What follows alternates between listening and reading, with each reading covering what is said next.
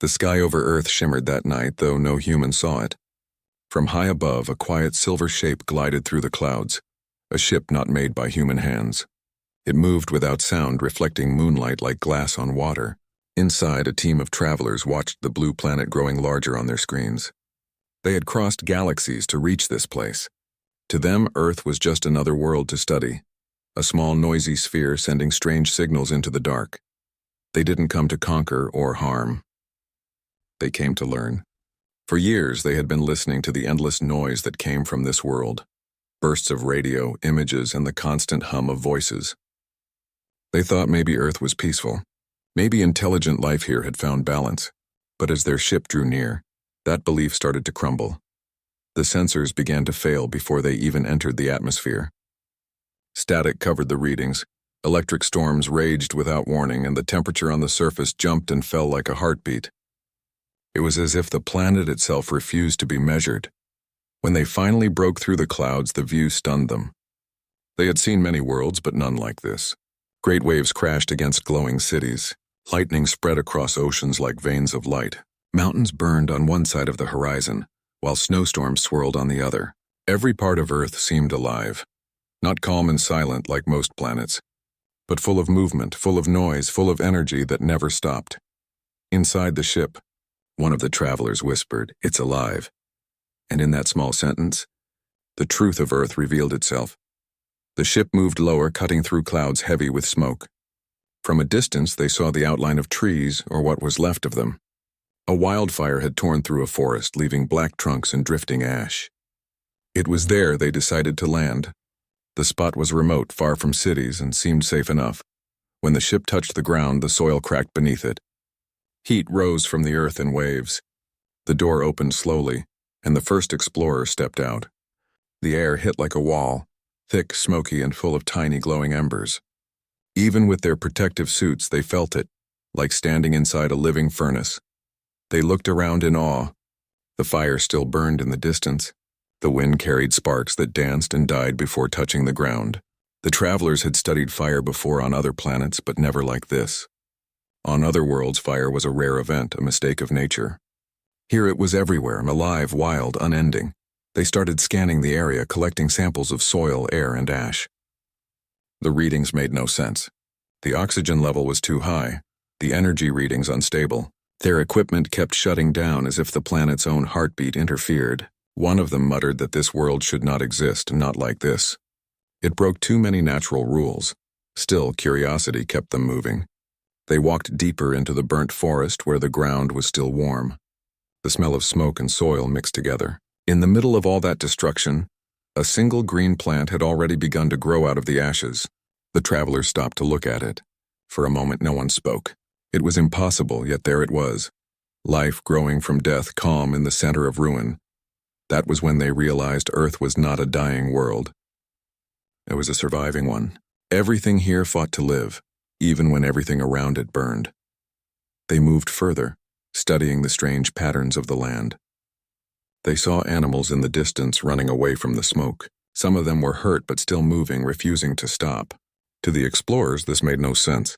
Life in such danger should hide or give up, yet nothing here gave up.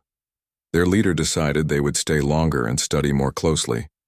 They needed to understand how such fragile life could exist in such violent conditions, so they set up a small camp near the edge of the burned area. From there, they watched the fire slowly die as rain began to fall. The raindrops turned the smoke into a soft mist, and through it, the earth began to cool. The night was quiet except for the crackle of fading flames. Then, without warning, they saw movement. Not from animals this time, but something walking upright. They froze. Their sensors picked up the shape, a living being, human. It was alone, carrying something in its arms. Through the smoke, the travelers saw the figure clearly. A person wrapped in torn clothing, face darkened with ash, moving carefully through the burnt trees. In their arms was a small creature, a wounded animal trembling but alive. The human stumbled, fell to one knee, then kept walking. The explorers watched in silence. The person reached a small patch of ground where the fire hadn't touched. They laid the animal down gently, then took off their own coat and covered it. The explorers couldn't understand. Why would someone risk their life to save another creature? On most worlds, survival came first, but here, it seemed compassion did. The explorers recorded every moment. They wanted to understand this strange behavior. To them, it was not logical. It was something deeper, something they didn't have a word for. Then the human looked up, and for a second their eyes met across the smoke. The travelers didn't move. They saw fear, yes, but also strength. A look that said, "You don't belong here." The explorers realized that they were standing in a world that didn't welcome weakness. Everything on this planet, even kindness, came with fire. The human disappeared into the night, leaving only footprints in the ash. The explorers stood quietly, replaying what they had seen. One of them said softly, "They live beside destruction as if it's normal." Another added, "Maybe it's not destruction to them. Maybe it's home." The thought hung in the air like the smoke around them. They had traveled through galaxies, seen wonders, and studied countless species, yet none like this. These humans built their lives on the edge of storms. They faced disasters not with retreat but with rebuilding. Every ruin became a beginning. Every burn became a lesson. When dawn came, the explorers saw the forest again. Steam rose where the fire had been. Birds returned, singing as if nothing had happened. The same animal the human had saved limped through the grass, alive. The sun broke through the mist, turning the ash into silver light. It was beautiful and terrible at the same time. The explorers stood together, silent. They understood something important now. Earth was not a peaceful world, but it was strong. Its danger was not a sign of weakness. It was proof of will. Back at the ship, they removed their helmets and breathed in filtered air, still shaken. One of them finally spoke, voice low and thoughtful. "We came looking for knowledge. Instead, we found defiance," another added. "Fire destroys everything it touches, we accept them." The leader looked out through the window at the glowing horizon. "Maybe it's not fire that defines them," he said softly. "Maybe it's what they do after the fire." The others fell silent. The truth of those words settled heavy in the room. They had come thinking Earth was unstable, unpredictable, unsafe. But now they realized the danger wasn't the planet itself. It was what the planet had created, beings who could stand inside the chaos and still move forward. As the ship powered down for the night, the leader looked once more at the surface below. Tiny lights flickered in the distance, cities burning, living, rebuilding. A world of contradictions, but somehow still alive. He made one final note in his log before resting. First contact made. The planet is not dead. The fire is not an accident. It is their teacher. The others agreed silently. For the first time in all their travels, they felt small. Not because the planet was large, but because its people were larger in spirit. They were creatures of survival, molded by storms and sharpened by struggle. As the night faded into dawn, Earth continued to burn and breathe, uncaring of who watched it. And from high above, the explorers finally understood the first truth of this strange world. Stepping on Earth was not an act of discovery. It was an act of courage. They hadn't landed on a quiet planet. They had landed in the heart of something living, something wild, something untamed. A world where every breath came with a price, but also with purpose. And deep down, as their ship rested in the ash and the sun rose again, one thought echoed in their minds. Coming here was not just a mistake. It was an error with fire. The sun rose over the blackened forest, painting the smoke in shades of gold and red. The travelers watched in silence from their camp. The night before had changed something inside them. They had seen what this planet could do, what its people could endure, and now, as light spread across the land, they knew they couldn't leave yet. They needed to understand more. The air was thick with the smell of wet ash. Birds had returned, their calls echoing through the empty trees. It was strange how quickly life came back here. On most worlds, a fire that large would leave silence for decades. But here, in just one night, the forest had started to breathe again.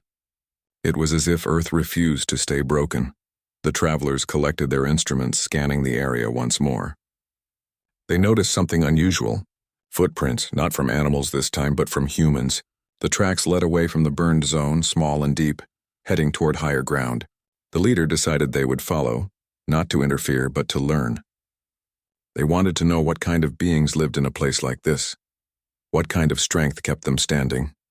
They moved quietly through the forest, careful not to disturb anything. The ground was soft, covered with ash that stuck to their boots. The morning light flickered through the trees. Everything around them felt alive in ways their minds could barely process. Insects moving through the dirt, plants pushing through cracks, even the air humming faintly, filled with energy. After some time, they reached a small clearing. In the center stood a half-broken wooden cabin. Smoke rose from a small fire beside it. The travelers stopped, hiding behind fallen logs.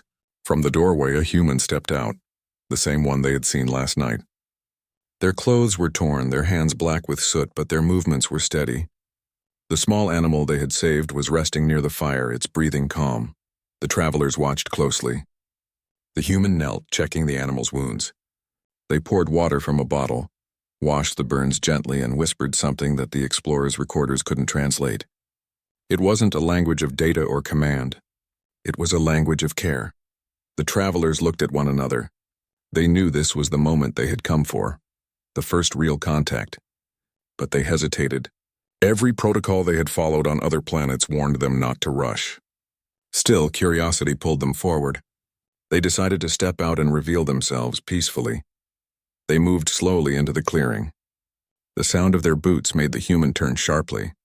The human froze, staring. The explorers stopped where they stood, raising their hands in what they hoped was a peaceful gesture. The leader tried to activate the translator, a small, glowing device on their wrist that could project universal sound patterns. But the device glitched, flickered, and went silent. The planet's magnetic field was too strong. Static filled the air. What came out instead of words was a broken hum, robotic and cold. The human's eyes widened. They took a step back, breathing fast. The travelers tried again, but the sound came out worse this time, like a growl. The human reached behind the cabin and grabbed something long, a stick or maybe a tool, and held it tightly. The explorers froze. They had no weapons, no reason to fight. They tried to step closer, but the human shouted something, voice trembling but strong. None of the travelers understood the words, but they understood the tone. Warning. The leader stepped back slowly, lowering his hand. The human's eyes darted to the fire, then back to them. In one quick move, they picked up a burning branch and held it forward, letting the flames dance between them. The travelers didn't move. The fire crackled, reflecting in their glass helmets. For a few seconds, everything was still, only the sound of wind and flame. Then the human took another step forward, pointing the burning branch toward them as if drawing a line in the air. The explorers understood instantly. The fire was not just light. It was protection. They had studied countless species, but never one that used the planet's most dangerous force as a shield. It was both primitive and brilliant. The leader slowly backed away, signaling the others to follow. They moved carefully, keeping their distance until they were hidden by trees again. Back at the edge of the forest, they stopped. No one spoke. The leader finally broke the silence. "They're afraid," he said quietly, "but not weak." Another traveler added, "Fire is their language. It's how they speak to danger." They returned to their camp as the day grew brighter. The sky was clear, and for the first time since landing, the wind carried no smoke. Yet the encounter had left them unsettled. The translator had failed completely. The communication gap was larger than they imagined. But more than that, they had felt something they couldn't explain. It wasn't fear of the human, it was respect. They replayed the recordings from their helmets. The firelight on the human's face, the steady hand holding the torch. It didn't look like a threat. It looked like defiance. The leader watched the footage over and over, eyes narrowing. "They face everything with fire," he said softly. "It's not just for survival, it's who they are." Night fell again, and the team gathered around a small light near their ship. The air had turned cold. From a distance, they could still see a faint glow from the cabin, the human's fire still burning, a tiny dot of warmth in the endless darkness. One traveler said, "If they see us again, they might attack." The leader shook his head. "No," he said. "They don't attack without reason. They only defend what matters." The others didn't argue. They all felt it, that this species was different.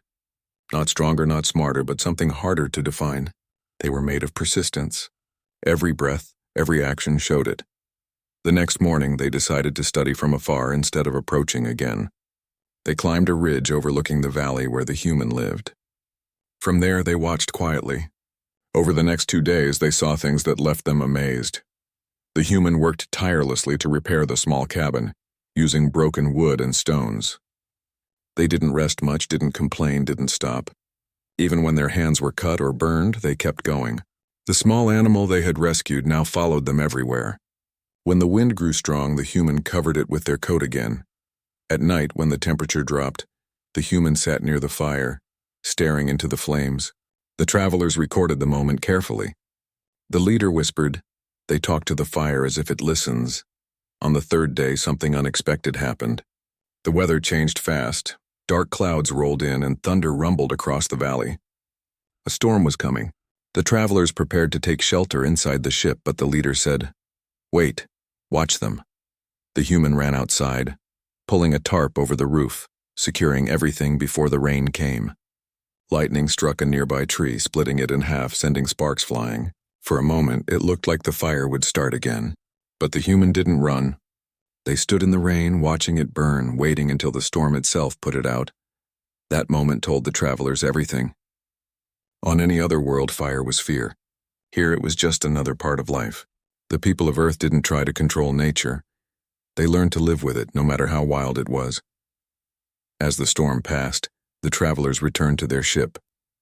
They had seen enough for now. Inside, the leader began to record a message for their archives.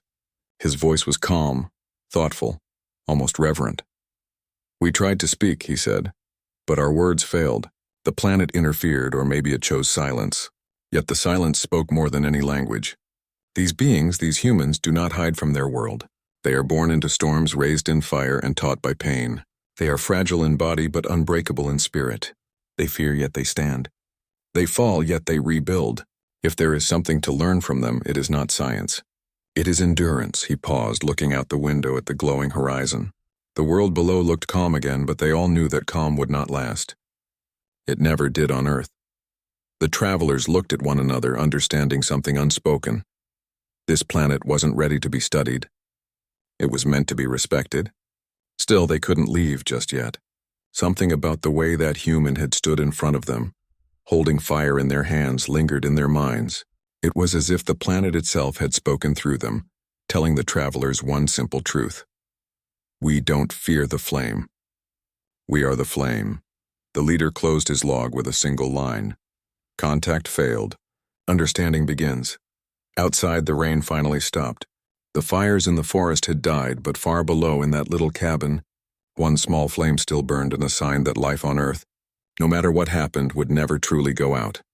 And up above, the travelers watched in silence, realizing the hardest lesson of all, that on this planet, survival wasn't about avoiding danger. It was about walking through it. Days passed since the travelers had first seen the human in the burned forest. They stayed hidden in the hills, quietly watching life unfold below. The land that had been black and dead was now covered in a faint green mist of new growth. Rain had washed away the ashes, and from the soil, tiny plants pushed through like hope itself, refusing to die. The travelers had visited many planets, but none like this one. Most worlds stayed silent after a disaster. Earth did the opposite. It fought back.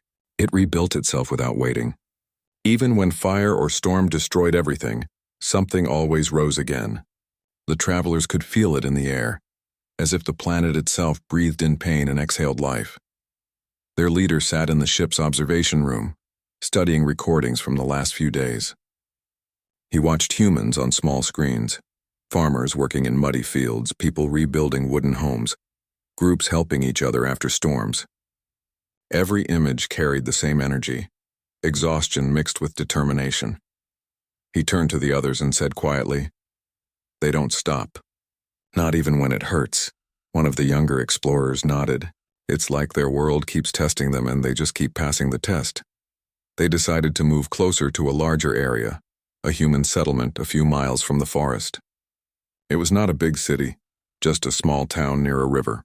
Smoke rose from chimneys, not from destruction, but from cooking fires. To the travelers, it was both strange and beautiful. Fire here wasn't just danger. It was warmth, food, light, protection. It was part of everything they did. They watched quietly from the edge of the hills. The people below went about their daily lives. Children playing in the mud, adults repairing fences, others carrying buckets of water from the river. Simple things, yet the travelers couldn't look away. Every movement spoke of survival, of learning to live with a planet that never stayed gentle for long. Then something unexpected happened. A storm rolled in suddenly, dark clouds gathering fast. The wind howled through the valley. The travelers watched as humans rushed to cover their fires, to protect their homes. The rain came down hard and lightning struck nearby trees, setting them aflame again. It was chaos, but no one panicked. The humans worked together, forming lines to throw water, shouting directions to each other. Within minutes, they had the fire under control. The travelers were amazed. On any other planet, such a storm would cause disaster. Here, it was just another part of the day. When the storm finally passed, the town was soaked but standing. The travelers recorded everything. One of them whispered, "They don't see nature as an enemy. It tries to break them and they just build stronger." The leader looked out the window, his expression thoughtful. Maybe that's what makes them different. They don't fear destruction because they've learned how to rise from it. Later that night, they saw families gather around fires again. The same element that had nearly burned their homes was now lighting their faces, keeping them warm. Laughter filled the air. Someone played soft music on an old instrument, and the sound carried through the valley like a song of survival. The travelers didn't understand the words, but they understood the meaning. It was a celebration of endurance, a way to say we are still here. They stayed there for days, studying the humans' habits. Every discovery made them more fascinated. Fire, which was feared on so many other worlds, had become their friend. It cooked their food, powered their machines, lit their cities. They had taken something wild and made it a tool, a symbol, a part of their story. But there was something deeper too. The travelers noticed that humans also used fire to remember. In the evenings, people lit candles near pictures, sometimes near small stones or flowers. The travelers didn't understand at first. Then they realized it was how humans honored those they had lost. Even in grief, they used fire not as destruction but as light. That realization left the travelers silent. One of them said softly, "They burn not to forget but to remember." The leader nodded slowly. Fire destroys, but they've turned it into memory, warmth, and love. No other species we've met has ever done that. As the nights went on, the travelers became less like observers and more like quiet students of this strange, beautiful world. They started to see connections everywhere, between people and the land, between life and the flame. One evening, while they were recording the valley, something unusual appeared in the sky. A bright streak of light, a meteor that passed over, glowing orange before vanishing into the horizon. The humans below stopped what they were doing and looked up. Some pointed, others simply stood still, faces lit by wonder. To the travelers, it was just a rock burning in the atmosphere. To the humans, it was something magical. The leader noted that down too. "They see beauty even in destruction," he said.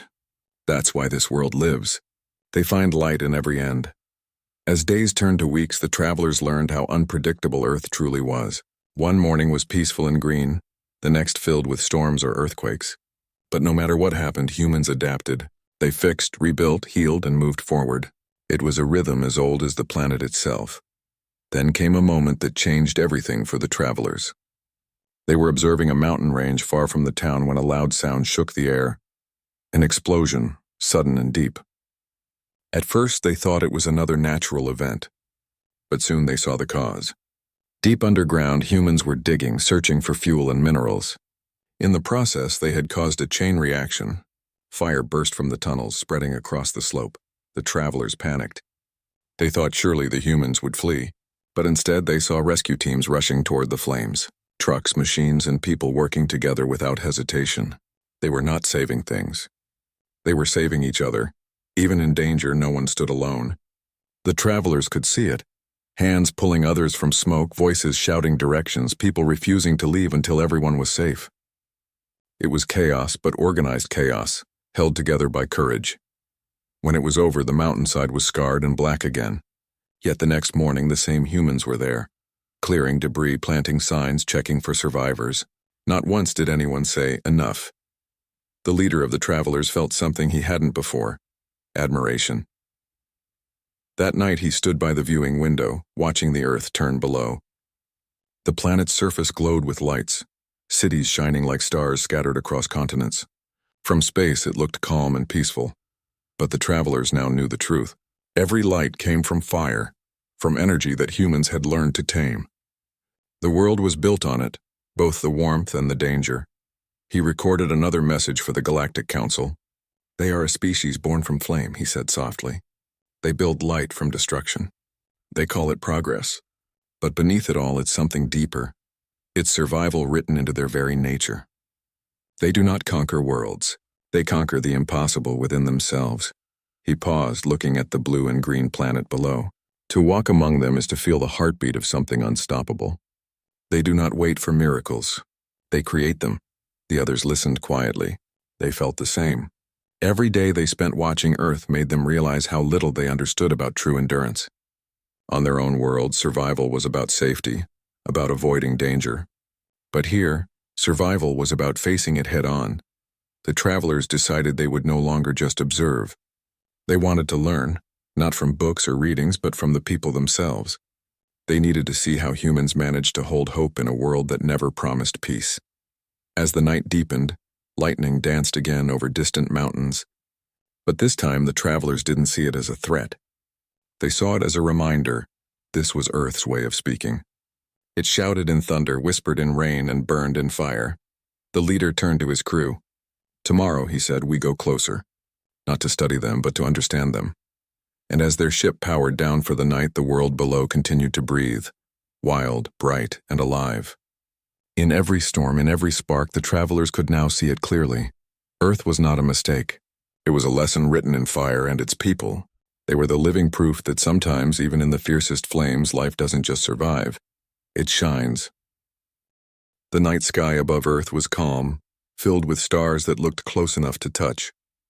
But for the travelers watching from the hills, peace on this planet was never simple.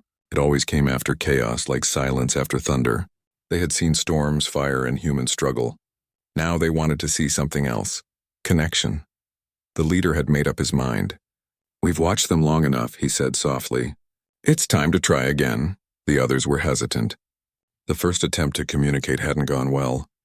Their translator had failed, and the human they met had greeted them not with words, but with fire. But the leader believed things could be different now. He had studied humans from afar for days. Their gestures, their tone, the way they comforted one another without needing words. Maybe, he thought, understanding didn't start with language. Maybe it started with something simpler. The team prepared carefully. They took only what they needed: a scanner, a recording tool, and a small container with water purified from Earth's rivers. "If they see we use their own water," the leader said, "maybe they'll know we mean no harm." They left their ship at dawn, moving through the mist that hung over the valley. The air smelled fresh, carrying the scent of wet soil and plants growing after the rain. It was quiet except for the faint hum of insects. The closer they got to the settlement, the more they could feel the pulse of human life, distant voices, laughter, and the sound of tools striking wood. They stopped near the same cabin where they had first seen the lone human. Smoke rose gently from its chimney. The travelers stayed low, watching for movement. After a few minutes, the door opened and the human stepped out again. This time they looked stronger, cleaner, more at peace. The small animal they had saved before ran circles around their feet. The travelers could see the difference in their body language. Not fear, but routine. The human was living again, rebuilding, moving forward. The leader knew this was the right moment. He stepped out slowly from behind the trees, raising his empty hands. The other travelers stayed a few steps behind, calm and quiet. The human froze for a second, eyes wide. Then instead of running or reaching for a weapon, they just stood still, watching. The leader moved carefully, taking one small step at a time. The human's eyes dropped to the container in his hand, the one filled with water. The leader bent down and placed it on the ground, then stepped back. It was a gesture of peace. He didn't speak. He didn't move closer. He simply waited. The human looked confused but curious. After a few long seconds, they walked forward slowly and picked up the container. They opened it, smelled the water, and then poured a little onto the ground. The soil drank it instantly. Then something unexpected happened. The human pointed toward the house, then at the sky, then at the travelers. A series of gestures, simple but meaningful. The leader tried to interpret it. He thought the human might be asking if they came from up there, from the stars. He nodded slowly. The human's eyes widened. They looked up again as if trying to imagine where these beings came from. The leader raised his hand and pointed upward too. For a moment both stood there looking at the same sky, sharing the same silence. It wasn't conversation, but it was understanding. The other travelers recorded everything, amazed at how small gestures could bridge the gap words never could. The leader then took another small step forward and reached into his pack. He brought out a small glowing stone, a harmless energy crystal from their ship, and placed it gently on the ground. It pulsed with soft blue light. The human crouched, staring at it. They didn't touch it right away. They looked up first as if asking for permission. The leader nodded. The human reached out, picked it up carefully and smiled, a simple, genuine smile. It was the first one the travelers had ever seen on this planet. In that moment, fear faded. Curiosity took its place. The human motioned toward the cabin again and walked inside, leaving the door open. The leader hesitated. "They're inviting us in," one of the travelers whispered. The leader nodded and followed. Inside, the air was warm, filled with the smell of burning wood. The fire in the small stove flickered gently, casting orange light across the walls. The human gestured for them to sit, a universal sign of peace. They obeyed, sitting cross-legged on the floor. The human poured water into 2 small cups made of metal and placed them near the travelers. They didn't drink, of course. Their suits didn't allow it. But the gesture was enough. The leader touched his chest with one hand, their universal sign of respect, and bowed his head slightly. The human nodded back. For a while, there was no sound except the quiet pop of burning wood. The travelers looked around the cabin. On one shelf were small objects, tools, photos, and a small candle burning beside a framed picture. It reminded them of what they had seen before. Humans lighting fire not just for warmth but for memory. The human noticed them looking and pointed at the picture. They spoke softly, a few words the travelers couldn't understand, but their tone said everything. It was about someone they had lost. The leader bowed his head again, showing sympathy. The human smiled sadly, then poked the fire with a stick, watching sparks fly up. Something about that small act touched the travelers deeply. The fire again was at the center of everything, but grief, hope, warmth, and survival. It was their constant companion, the thing that never left them. After some time, the human stood and brought out a small bowl with fruit and bread. They placed it in front of the travelers. The leader knew it was an offering, another way of saying, "You are welcome here." He took out a small metal cube, a harmless data stone that recorded light, and placed it beside the bowl. The human picked it up and turned it over in their hands.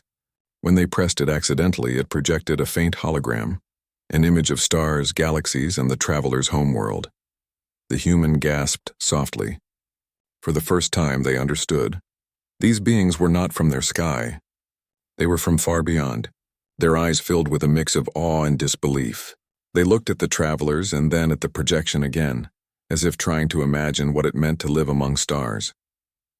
The leader pointed to the hologram, then to the human's chest, then back to the hologram. The message was simple: you belong to the same universe. The human smiled again, this time wider, brighter. They reached out not to the hologram but toward the traveler. The leader hesitated for a second, then slowly lifted his gloved hand. For a brief moment, their fingers touched, human skin against alien suit, and it was enough. In that touch, there was no fear, only wonder. Outside, the sun had risen higher, filling the cabin with light. The fire had burned low, turning to glowing embers. The human added another piece of wood, feeding the flame like an old friend. The leader watched closely. "They tend to the fire as they would a life," he said quietly through his communicator. When it was time to leave, the human followed them outside. They stood together near the trees, looking up at the sky again. The leader raised his hand in farewell, a gesture he hoped would be understood. The human did the same. As the travelers walked away, the human called out a few words. The translator couldn't catch the meaning, but it didn't need to. The tone was clear. It was not goodbye. It was something closer to thank you. Back at the ship, the travelers were silent for a long time. The leader finally spoke. "We came to study, but I think we were the ones being taught." He turned toward the window where the valley stretched out below, glowing in the morning sun. They don't use fire to destroy, he said softly.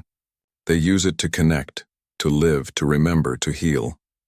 One of the younger explorers added quietly, and they gave us warmth today, not from their fire, but from their hearts.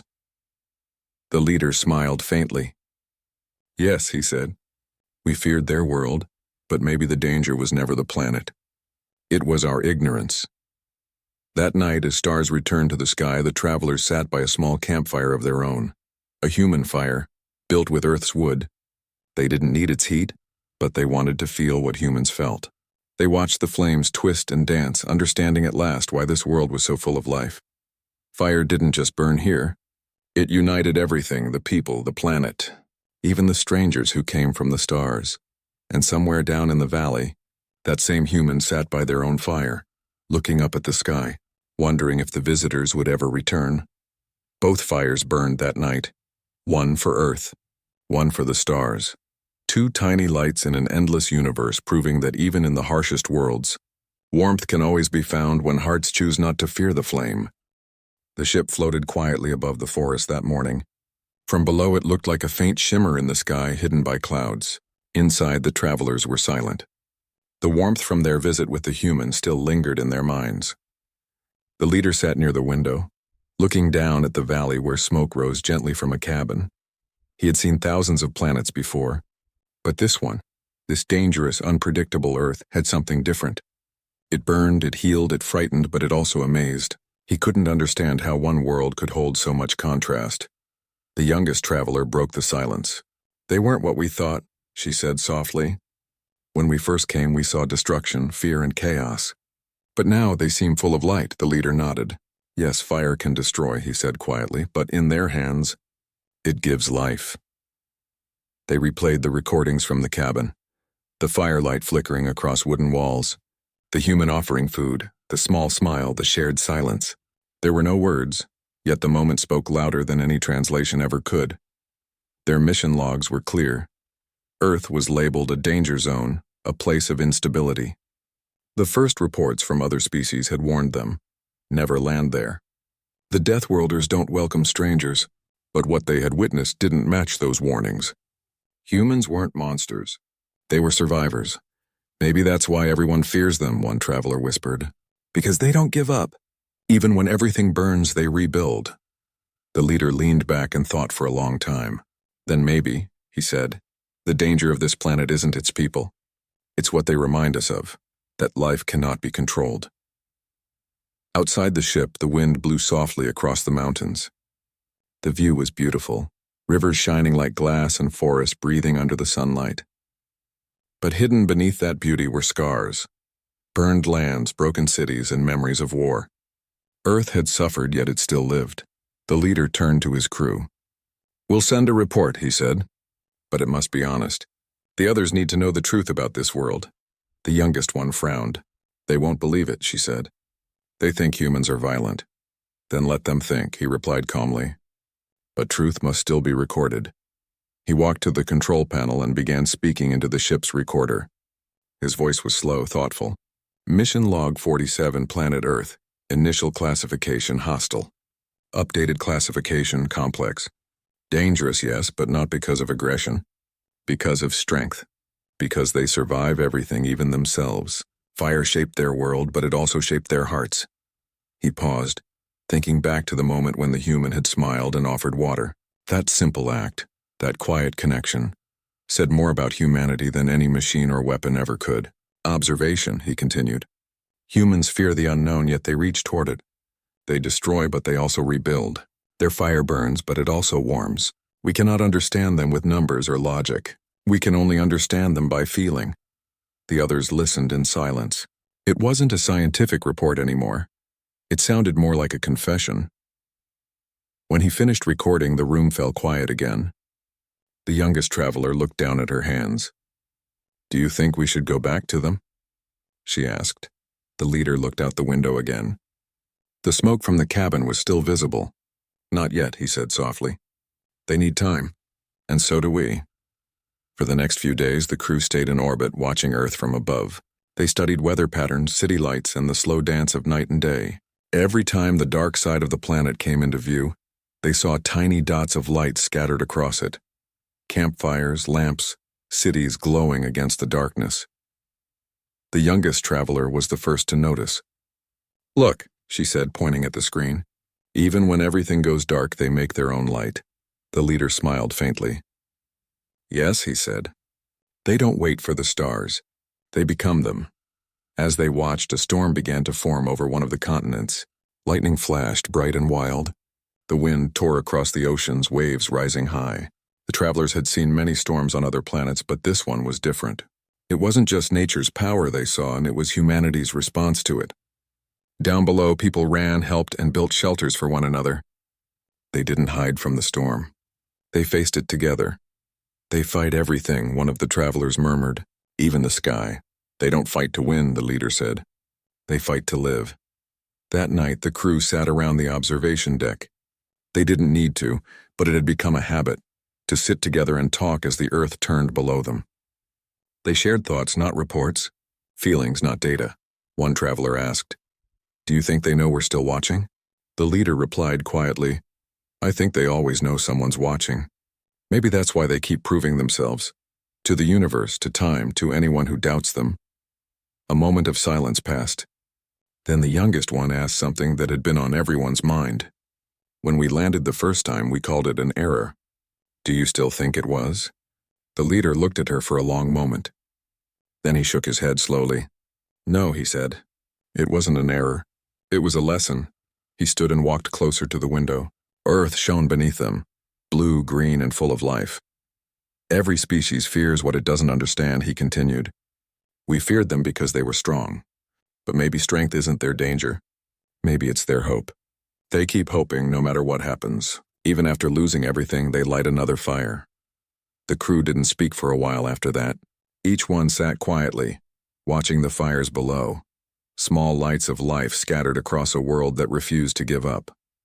Later that evening, the ship's sensors detected something small moving near the forest.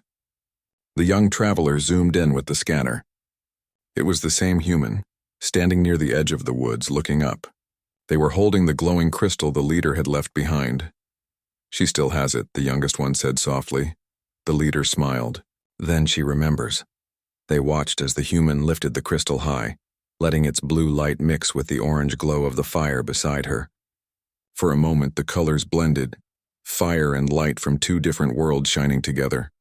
"Look at that," one of the crew whispered. "Our light and theirs, together." No one said anything else.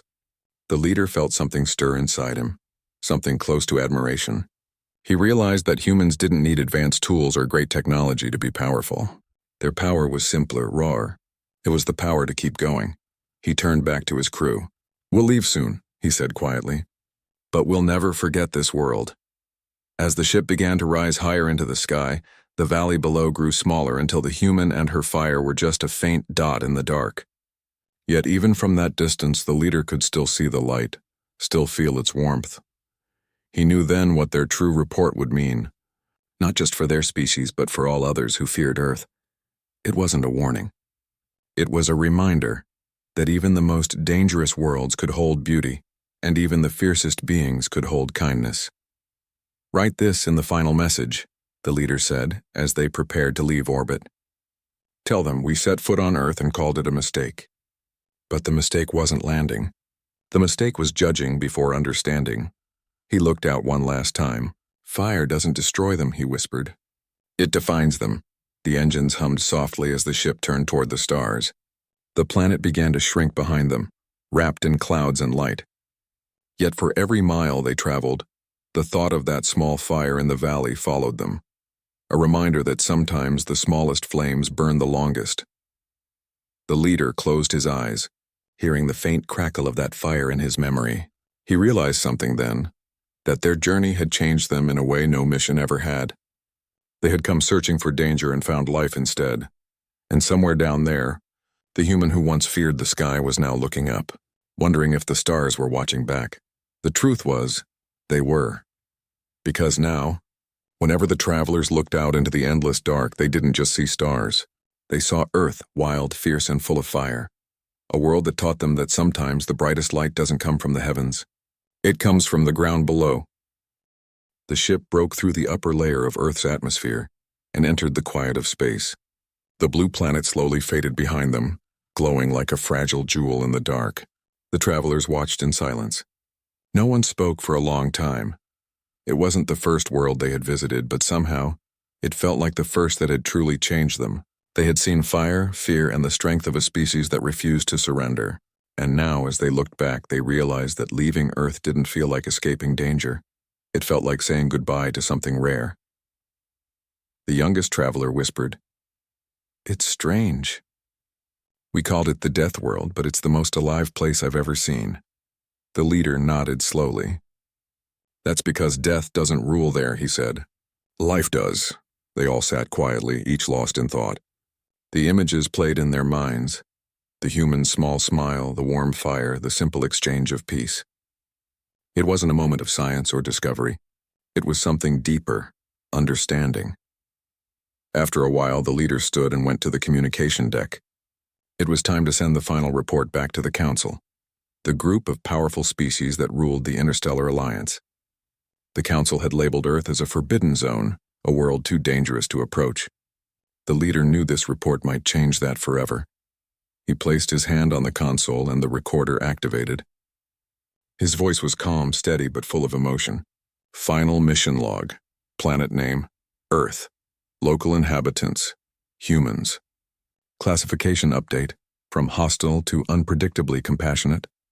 He paused for a moment, thinking carefully about every word. "We went to Earth expecting death. We found life stronger than we ever imagined. The people of this planet are not peaceful in the way we understand peace. They fight, yes, but not always against others. They fight against time, against loss, against the darkness that tries to swallow them. And every time they rise again." The rest of the crew listened quietly. The leader continued, his voice steady but filled with respect. "We saw them use fire, a force that destroys young to heal, to protect, to remember. They build warmth out of pain. They share what little they have. Their kindness is not gentle. It is powerful. It survives storms, fear, and even despair." He paused again, his gaze drifting toward the stars. If strength could take a shape, it would look like them. When he finished speaking, the ship's communication system transmitted the message across space. The signal would reach the Council in a few days, but the leader wasn't thinking about the report anymore. His mind was still on the human, the one who had smiled at him beside the fire. That night, the ship moved silently through the void. Most of the crew rested, but the leader stayed awake, sitting near the observation window. He could still see a faint blue glow in the distance, Earth, shining against the black sky. The youngest traveler joined him, holding a small cup of water. "You're still watching it," she said softly. He smiled faintly. "It's hard to look away." She nodded and sat beside him. "Do you think they'll ever reach us?" "One day," he said. "They're curious. They look up every night. They wonder what's beyond the stars. Someday they'll find out," she smiled. "And what do we do when they arrive?" He looked at her, his expression calm. "We welcome them, because after all we've seen, they won't come as strangers. They'll come as equals." The next few days passed quietly as they traveled back toward their home system. But word about the mission had already begun to spread through deep space. Other ships picked up their transmissions. Whispers moved from one world to another. The travelers survived the Death World. By the time the crew landed back on their home planet, they were greeted not with fear, but with disbelief. Scientists, leaders, and scholars gathered to hear their story. They expected a tale of violence and danger. What they heard instead left them silent. The leader stood before the council. The great hall was filled with light, and thousands watched through holographic screens from different planets. His voice echoed through the chamber as he spoke of Earth. "They live with fire," he began, "but it is not just a tool. It is a reflection of who they are. They burn, yet they shine. They destroy, yet they rebuild. No other species has learned to hold both creation and destruction in their hands the way they do." The council listened intently. Some whispered in disbelief. Others leaned forward curious. One of the senior members asked, "You call them dangerous, yet you also call them compassionate. Which is true?" The leader looked up. "Both," he said simply. "That's what makes them human," another member frowned. "If they're that unpredictable, shouldn't we continue to avoid them?" The leader shook his head. Avoiding them won't make them disappear. One day they'll reach beyond their world. And when they do, I'd rather they find friends than strangers." His words echoed through the hall. The council sat in silence for a long moment. Then finally the head of the council, an ancient being who had seen countless worlds, spoke softly. "You believe they are ready to join the greater galaxy?" The leader hesitated, then smiled faintly. "Not yet," he said. "But one day they will be. And when that day comes, they won't ask for help. They'll offer it." The hall stayed quiet. Some looked doubtful. Others seemed moved. But one by one they began to nod. For the first time in galactic history, the words Earth and hope were spoken in the same sentence. After the meeting, the crew returned to their quarters. They felt lighter, as if something important had finally been set right. The youngest traveler approached the leader again. "So, what happens now?" He smiled. "Now we wait, and we remember." That night, while most of the city slept, the leader went outside. The sky above was filled with stars, cold, bright, and endless. But among all those points of light, he could recognize one faint blue glow. He closed his eyes, remembering the warmth of the humans' fire, the quiet kindness in their eyes, the feeling of connection that crossed the barrier of worlds. For the first time, he realized something important. The danger of Earth wasn't the planet itself. It wasn't the storms, the weapons, or the unpredictable nature of its people. The real danger was how deeply it could touch anyone who looked closely enough. Earth didn't destroy those who came to it. It changed them. Weeks later, the Council officially changed Earth's status. It was no longer marked as forbidden. It was now listed as observation priority, non-interference. That meant no one was allowed to harm or interfere with Earth again. They would be watched, studied, and respected from afar. For the travelers, it felt like victory, not of conquest, but of understanding. Years passed. The crew went on other missions, visiting distant worlds and new civilizations. But no matter how far they went, the memory of Earth stayed with them. Sometimes, when they landed on cold planets where no life could grow, they would build a small fire. Not for heat, but for memory. The leader would sit quietly beside the flame, and the others would join him. They never spoke about why they did it, but they all knew. It was their way of remembering the world that had taught them what life truly meant. One day, during a mission to a distant system, the youngest traveler noticed something unusual on her monitor. It was a small signal, faint but distinct. It came from deep space not far from the edge of the galaxy. She adjusted the frequency and listened. At first, it was just static. Then a pattern appeared, a rhythm, a sequence that almost sounded like music. The crew gathered around. The leader recognized it instantly. "It's from them," he said softly. "From Earth." The signal was simple, repeating a short message over and over. They couldn't understand all of it, but one word kept repeating clearly. "Hello?" The room filled with quiet laughter and disbelief. The youngest traveler smiled wide. "They did it," she said. "They're reaching out." The leader closed his eyes, feeling something warm spread through him. It wasn't pride. It wasn't surprise. It was peace. "Of course they did," he said. "That's what they do. They reach beyond the impossible." He turned to his crew and smiled. "Let's answer them." And so, across the silence of space, two worlds that had once feared each other began to speak. Not with weapons, not with power, but with curiosity, light, and hope. The leader watched the signal blink across the monitor, a soft pulse of blue and gold. Like a heartbeat in the dark, he whispered almost to himself. "We set foot on Earth and thought it was an error with fire. But now I understand the fire wasn't the error. It was the answer." The ship drifted silently through the stars, carrying their reply, a simple message glowing in the endless dark. "We see your light. We remember your warmth. You are not alone." Far away, on a small blue planet, someone sat near a campfire looking up at the sky. The stars above shimmered, and for a moment, one of them blinked back. The fire crackled softly, reflecting in their eyes.